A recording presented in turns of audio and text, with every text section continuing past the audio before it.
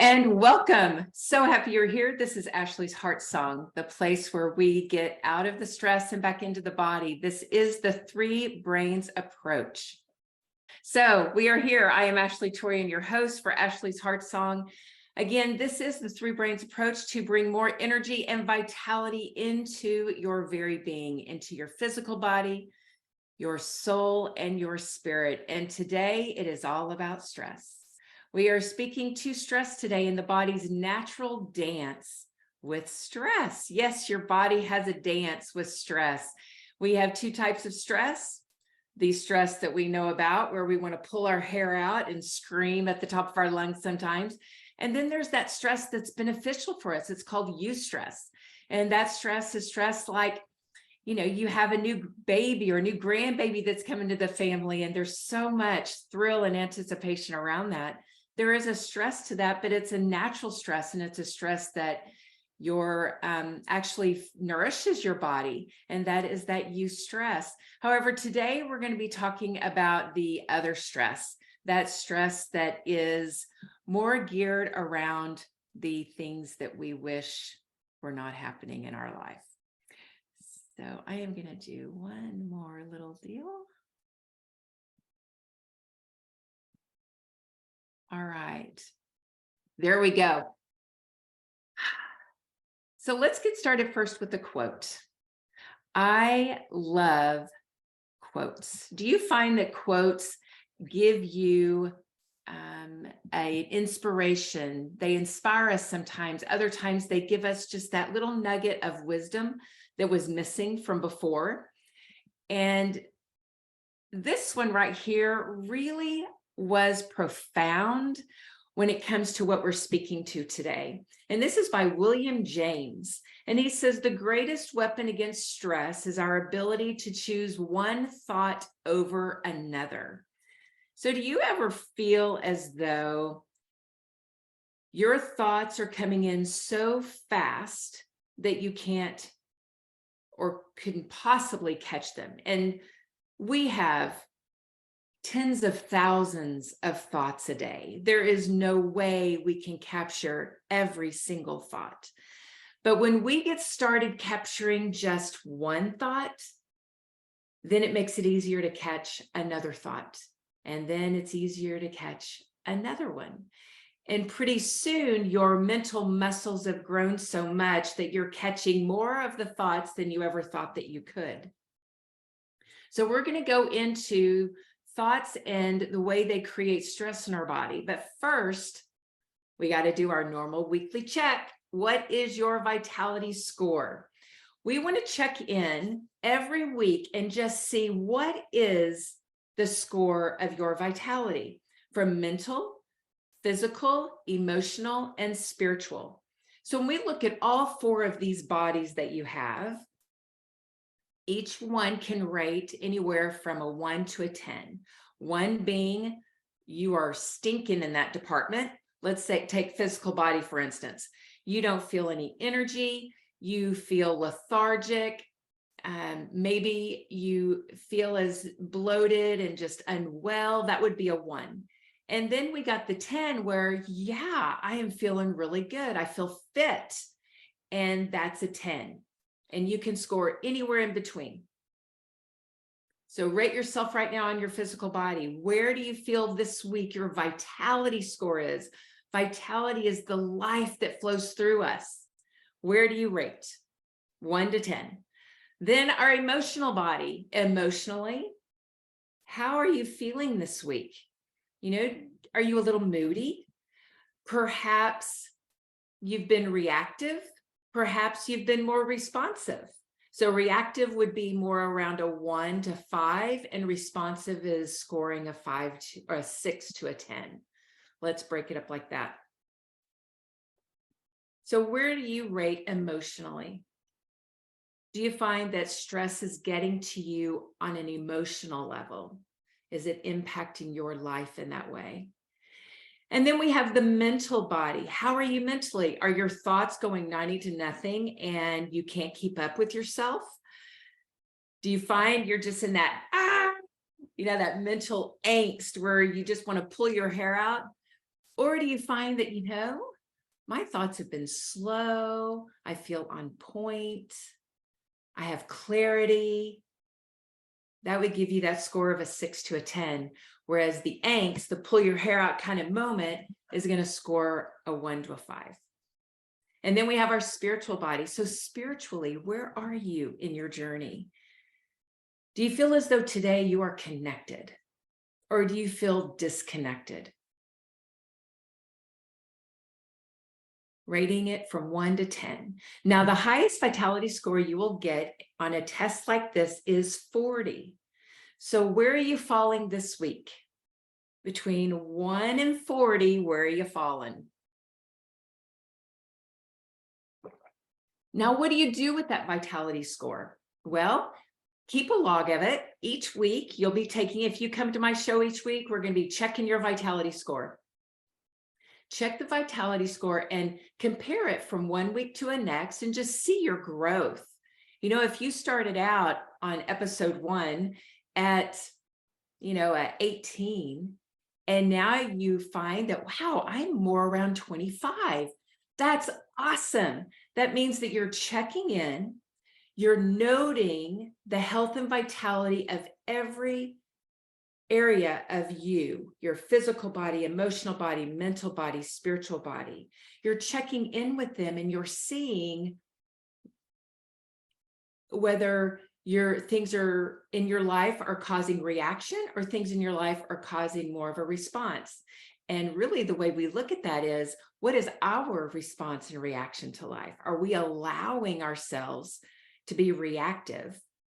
Or are we staying fully rooted in our grounding, firmly planted in our heart song, and maintaining our balance in all 4 of those areas?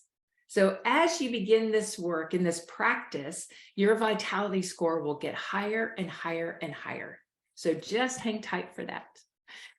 So we want to look at what is stealing the energy and vitality from us. In this week, we're looking at stress and how stress lowers that score.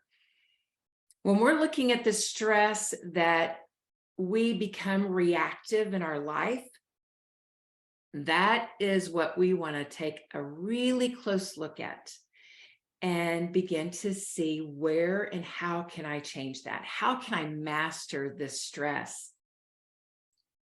We know that stress has been linked to a range of health problems: cardiovascular disease, diabetes, autoimmune disease, chronic pain. It can increase the risk of mental health issues. The list goes on, y'all. Depression, anxiety. So what can we do with all of that? Well, when it gets to be that big, we have a lot to deal with. How about if we work with it in the space between? And what I mean by that is the space from the moment it entered into your life, the stressor, the moment the stressor entered into your life, to before you have any health issues. What if we work with it right in there, in that space between? This is where magic happens. This is the place where we can transform it. So when we're looking at when the stress comes in, what's happening then? We don't want it to get to the point where it's creating dis-ease in our body. We want to work with it before it even gets there. So how do we even know we have stress? Well, we have a number of telltale signs. One is increased heart rate. One is your body could be shaky, shortness of breath, tension in your breath. That means it's kind of hard to take a breath. Increased blood pressure. Your thoughts aren't clear. They're more sporadic. They could be confusion in there. And I don't mean confusion as in you don't know your own mind, but it's like you just can't keep your thoughts straight. That's where stress, a telltale sign of stress. Negative thoughts and negative speaking come out when we're under stress. So a surefire way to see if you're under stress is listen to your self-talk. Listen to the words that come out of your mouth and the thoughts that go through your mind. And that right there will tell you if you're under stress or not. But what's happening inside our body when we feel all of that, y'all, we have free radical damage. That means increased aging. That's more wrinkles faster, right? We don't want wrinkles at a really fast rate. We want to slow down that process. So we want to master our stress. We also have fat storage. When your body, when you're feeling those effects in your body, that's when your body's storing fat and utilizing lean tissue for energy. That means the muscle that you work so hard to build in the gym, well, your body is using that, it's eating that so that you have energy for the day. We don't want that either. We want to be fit. We want the lean tissue. We don't want the excess adipose tissue. So therefore, we learn how to master our stress. We also have a lowered immune system. So our body, the digestive enzymes in the gut decrease exponentially when we're under stress. The enzymes are what chew up your food so that your food can be broken down and assimilated and going to the proper channels. That lowers. So then you have more digestive upset in the upper digestive tract. Then we have a die-off of healthy gut bacteria. And that is going to give you lower digestive distress. Doesn't feel good, and it lowers your immune system exponentially. Y'all, in all, stress steals our energy. If you would love to have more energy in your life, then learn to master your stress. And in today's episode, I'm going to help you do just that. But before we get there, we also need to understand what it does to us in those three categories that we look at in every episode: our mental, physical, and emotional fitness.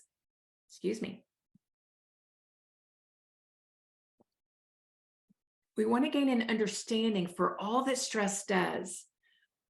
Because what I see and experience and witness when I'm working with clients, talking with people, just day-to-day talk, is that stress is kind of brushed under the carpet, meaning people will say, oh, I'm under so much stress, but they don't do anything about it. It's just like, oh, this is life. This is my life. I'm just under stress. And so we don't take it seriously, whereas stress is the number one reason for dis-ease. When you have dis-ease in your body will break down faster, and the lifespan is typically shorter. And if the lifespan isn't shorter, it sure isn't very fun because you don't feel good. We're here on planet Earth, y'all, right? We're here to do something. We're here to have fun. We're here to have a thrill ride. But when we take on the stress inside our body, it impairs us. And it impairs us mentally by reducing cognitive function, our ability to process, our ability to concentrate, our ability to remember past experiences and lessons and wisdoms, and be able to make very well informed decisions. It impairs all of that. Physically, those symptoms that I just explained to you about the cannibalization of the muscles when we're under stress, and then we hold on to fat, that's not good. What all of is happening with that is our body's preparing for fight or flight. So our body is about to save our life because it's getting just Herculean strength, and it's getting very quick in its response time so that it can react to the stressor and survive.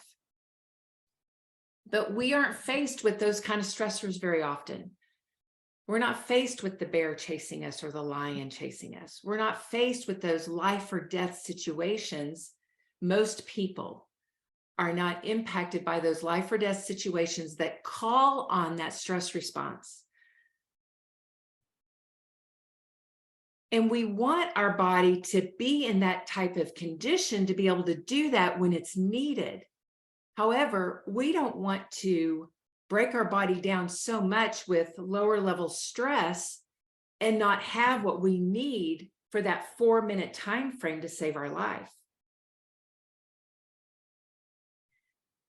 So we recognize that our body is using up a lot of fuel, and there's 2 hormones that are secreted during this time to help us, and that's cortisol and adrenaline. Well, when we're in the lower level stress and we're just anxious about something or worried or concerned, we don't want that cortisol because it's just going to wreak havoc on our system and put more body fat on our body because it's not being used up. The thing about cortisol is it gives you some energy, and we want it going off at the right times of day. We want it elevating during the first part of the day and lowering during the last half of the day so that we can use the energy it provides during the first part of our day. Then the last part, it goes down. Adrenaline gives us that power, right? That quickness, the speed, the strength. We love all of those, but if we're not going to use them, they just wreak havoc on our system. So that's what's happening physically. And then emotionally, wow, y'all, stress affects the worry factor so much. And when we worry, it impacts our whole nervous system. We can go into adrenal fatigue when we are emotionally overwrought, meaning our emotions are put to the test every single day with the worry, the anxiety. That breaks down our nervous system. Not a good thing for us. We want balance in our life, standing firmly grounded, firmly planted. It's about not having so much hormone being excreted throughout your whole body. So let's talk about how we can turn this whole thing around and benefit from what we've learned from past stressors. So one of the number one ways that we create stress in our life, and yes, I said we create stress, and that is from words, the words that we speak. So it's the thoughts we think, and they come out as the words that we speak.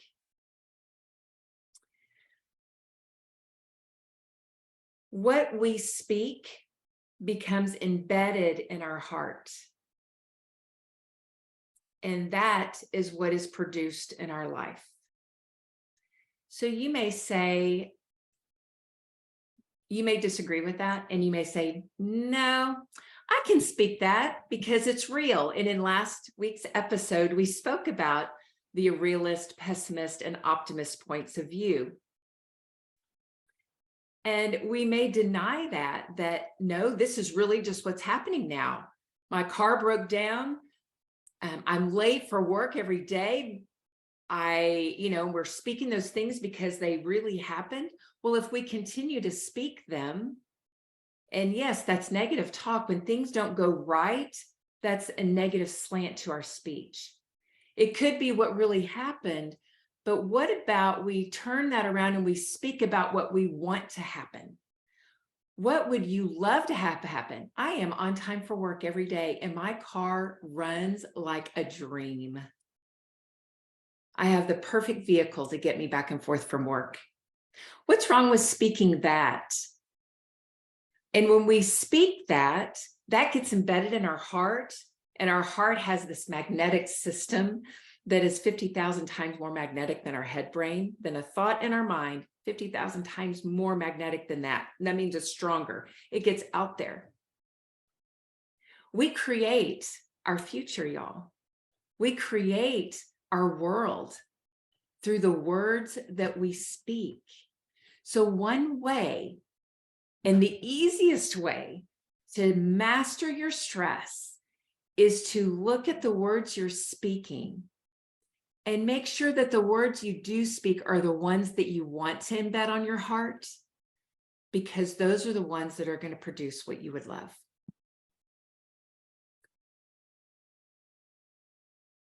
I love thinking about this stuff. I am such a geek when it comes to this. And I know that it is not an easy thing. It's so natural for us to point out what's going wrong. In fact, I just experienced this, y'all. It was so fun. I was speaking to a girlfriend of mine on the phone just a little bit ago, and I got this new desk chair for my office. And I'm trying it out today. Today's my first day in this new chair. And I'm sitting in this chair and I like it because it's lower profile. And so it doesn't go above my shoulders. And I like that better when I'm on camera. And so I'm sitting there in it, but I'm noticing I'm fidgeting a lot. And I realized that my lower body is really aching. And I'm thinking, what is going on here? And I'm fidgeting. Well, guess what I do? I speak that out and I go, I don't know if you've noticed how I'm fidgeting, but I got this new chair and it is so uncomfortable. And the moment it was out of my mouth, I went, oh man, I just spoke into existence something that was happening to me, but I don't want that kind of thing to happen. So does that mean I'm in denial? No, but it does mean this. I want to bring the most perfect, comfortable chair into my life. And how am I going to do that? I am not going to speak about what is wrong with what's going on. I'm going to speak about what is going right. I got this new chair. It's a great size. I love the low profile, right? I speak about everything that is right with it so that what is wrong with it will correct itself. I have no idea how that's going to correct itself. It's not up to me really, other than returning the chair possibly. But I want to speak about what I do love about the chair so that when I get a new chair, it has everything that I would love. It's comfortable, it's low profile. My body feels comfortable and energized in it, right? So even though we're speaking about something that's really happening, we don't want more of that. I don't want more of an uncomfortable chair. I want a comfortable chair. I want a chair that my body sings in. So therefore, that's what I express. So the idea behind that is not for me to express it to my friend, even though she's my friend and we want to tell our friends everything. She doesn't need to know that. I did not need confirmation of that in my mind, in my heart. So that is one of those superfluous type of comments that we make, but those kind of comments matter. They do. When we're unwell, maybe your body's going through a time and it feels unwell. If we speak to the unwellness, we're only going to have more unwellness and more stress around that because how we're speaking is that negative slant. And that just brings more in, which brings more stress. So if you're looking at your work and you are wanting to get something out to your team, let's say you have a team that you work with, and you would love to get something all prepared for the team for the next month. And it takes a lot of time and effort and openness to be able to put that document together in order to get it out to the team on time. If you speak of, man, I have got to get this done. My deadline is Thursday, and oh my gosh, I'm running out of time because my day is so busy. Guess what just happened? You spoke more stress into your life by using the word busy. More stress was brought into your life because of the I don't have time or I am running short on time. More stress comes into your life because it is the, did you notice the elevated pitch of my voice? It was that squeaky stress voice. Well, that's not relaxed. That's not at ease. And so that comment is only going to bring more angst around that document that needs to be prepared for your team. But what if it was, oh, I have time and space to put this document together for my team. And oh, speaking the wisdom that I get to speak this month into them, nourish them in a way that helps fuel them for their journey through the month. Wow, this is going to be awesome, right? When we speak the life into it, then it makes putting the document in together more fun, less stress, and we can actually speak that wisdom into the document. We can actually put our heart into the document and encourage them in their endeavors for the month. Do you see how that works? It just takes the edge out of building your business. It takes the edge out of your body and the grip that it has when it's under stress. You feel more balanced and at ease, so your emotions are just singing.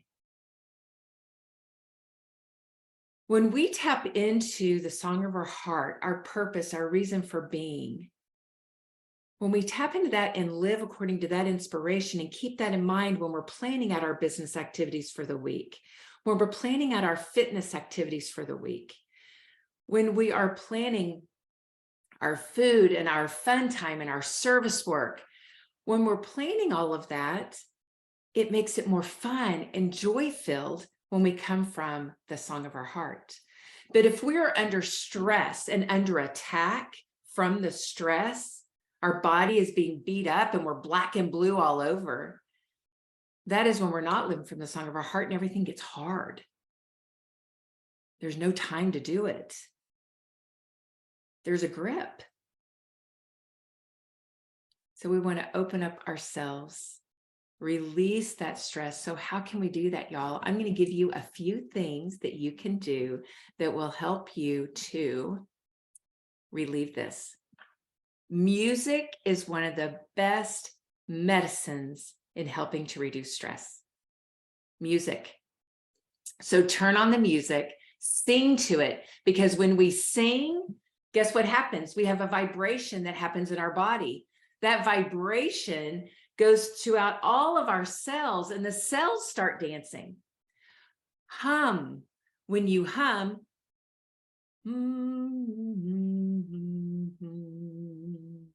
and you get those hums in, guess what happens? That hum triggers the vagus nerve. The vagus nerve is the longest sympathetic nerve, parasympathetic nerve of the body. It helps the body shift from stress to relax in a moment. Hum, and you will begin to shift into a parasympathetic state. So if you find you're in that mindset of, oh my gosh, I don't have time to get all this done, begin humming. Just begin humming one of your favorite songs. And that will help you to shift into that parasympathetic state so that you have time and space for all that you want to do, and you do not have the stress or the grip. You will be at ease. So turn on the music, dance and put your body in motion, let your body vibrate, get into humming, and you will begin transforming that. Now, there's one more tip that I have for you. When you see the stress coming, you have two options. You can accept the stress. When we accept whatever stressor is coming at us, oh, I'm going to be late for this. Accept it. Rise above. All right, so what can I do during this time? If I am in traffic and I'm going to be late because of traffic, okay, I'm here in traffic. Now what? Well, let me call ahead and get somebody else going on this thing that I'm going to be late for, right? Empower someone else to step into position. You could also go, well, I'm in my car, so I might as well hum a tune. Hum, bring yourself into parasympathetic. If you're going to be in that situation anyway, you might as well change your internal rhythm, transform it in a moment. The second thing that you can do, instead of accepting it, find the gift in it. What is the gift inside that situation? Find that gift right away. All right, I'm going to be late for work. So where's the gift in this? Well, the gift is maybe it's going to give you more time to listen to that book on tape that's been inspiring you so much. Maybe it's going to give you that time to be in stillness and with your breath, learning how to calm yourself during moments of stress. Find the gift, and you will be empowered all along the way. It is so beautiful. So I want to remind you that we are right here for Ashley's Heart Song every Monday at 1 p.m. Pacific, 3 p.m. Central Time. You can catch me here with a new topic around the heart song and how we can tap into it and the elements that play against it sometimes. Like today, we spoke about stress. Last week, we spoke about our mindset. So tune in to me every Monday for Ashley's Heart Song. Thank you so much for joining me. I look forward to seeing you next week on Ashley's Heart Song. Thanks so much.